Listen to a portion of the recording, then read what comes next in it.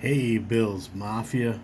I'm just here to share with you today some of the hate that's going down, being directed our way at Bills and the Bills Mafia, at our team. It's getting almost ridiculous. Here's just a few of the things that I've seen lately. There's one article by the NFL Analysis Network says that an NFL scout has harsh take on the Bills wide receiver Stephon Diggs. Oh, I wonder what's wrong now. So the Buffalo Bills have to figure out how to get on the same page with star wide receiver Stephon Diggs. The biggest headlines for the team this offseason have circled around him and his displeasure with the organization. Things got so bad. Oh, they're so bad. Things got so bad that head coach Sean McDermott canceled the last day of practice during mandatory minicamp. As the two sides tried to come to a resolution, it should have been something that the Bills worked on day in and day out as training camp gets underway next week. If Stephon Diggs isn't taking part in training camp, it will be a disaster. The Bills' passing game will be derailed as there is only so much Josh Allen will be able to do to make up for this loss of his best wide receiver. Should Stephon Diggs miss any time, Gabriel Davis, Trent Sherfield, and Khalil Shakir would be next in line. Alright, so click a little continue there. So you see the tone of things they set there. It's very negative, very foreboding. So the situation between Stephon Diggs and the Bills has drawn the ire of some around the league. One scout who spoke to ESPN's Jeremy Fowler while taking part in the positional power rankings had some harsh words for the all-pro wide receiver. He calls it the Diggs experience. And it is a similar situation to what the Minnesota Vikings had to deal with near the end of his tenure there before he was traded to Buffalo. So you see where they're going, exaggerating like ridiculously and making something out of nothing. I mean, this issue was resolved, it seems like a freaking month ago. But here we go, yet again. Let's see. Wide receivers have notoriously been known as an emotional bunch, and Stephon Diggs seems to fit that description well in the opinion of the scout.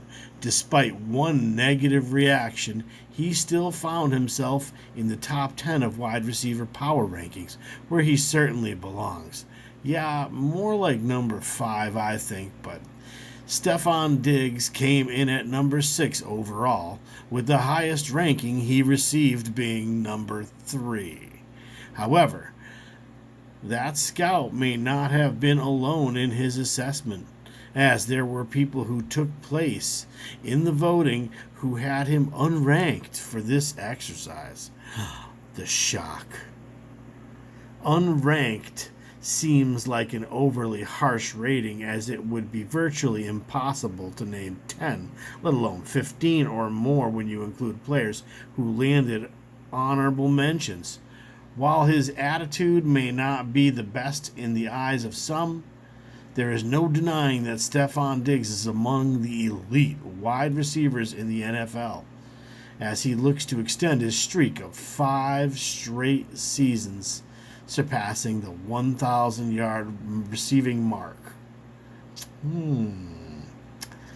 I think it's a much ado about nothing, but boy, do they want to make him look bad. And then the anonymous scout, who gives the lowdown on Stephon Diggs. I saw another headline that basically questions Stephon Diggs' mental state. And these things are absolutely ridiculous. Like, it is such a contrast from last year when we had the Bills as Super Bowl favorites by almost every major analyst in sports. And this year, even though we've actually improved our team, and we're not facing all the injuries that we had to multiple star players, including the UCL suffered by Josh Allen himself. He played through an injury that many quarterbacks would have surely sat down for. So, what else we've got here? Any more Bills hate? What do you know? 4 ESPN analysts predict AFC East winner, but zero of them pick the Buffalo Bills. That cannot be. 3-time AFC East champion Buffalo Bills get no love? So as we pull right up and zoom in on Peter DiBiase's Twitter page, it looks like he's got a discussion from a roundtable there on ESPN or something. And, ESPN Plus maybe. And he says, does anybody else just love this so much? Hashtag Bills Mafia. So what you see here is a bunch of guys. Louis Riddick, you've got Dominique Foxworth. I know he used to be a cornerback for the Panthers. You've got Harry Douglas, the pass rusher, and Greeny, all in a row there. And as you can see, we've got two who are thinking that the Dolphins will win the AFC East this season, and the other two, picking the Jets. All this love for the Jets and the Dolphins, the new flavor of the year. And I'm telling you what, the Buffalo Bills are going to freaking crush both of these teams. And the Patriots, too. Just watch it happen, guys. So, let's see what they have to say. Is there anything else they have to say about that? On ESPN's Get Up, 0 analysts predicted the Buffalo Bills to win the AFC East, with Louis Riddick, Dominique Foxworth, who picked the Miami Dolphins, and Harry Douglas and Mike Greeny Greenberg picking the New York Jets to win the division this year. Who's the favorite? I don't know. I'm thinking it's the Buffalo Bills. They're always talking about the Edmonds loss. And, you got Von Miller coming back, but it's just ridiculous. And I think this is Justin Hunter, guy who played for us for like a minute or two. But, jeez. All these other players are, Trevor Lawrence and Lamar Jackson, and all these other teams are doing so great. They're catching up in the AFC to the Bills. And it's as if the Bills have been standing still this whole time, doing nothing. We've been getting better at making several key additions that are going to make take this team from last year's Super Bowl favorites to this year's Super Bowl winner, in my opinion. I think the Buffalo Bills are going to overcome all these little obstacles. And a lot of these teams that are getting credit are they're way overrated. They get one flash name, and suddenly, the Ravens who get,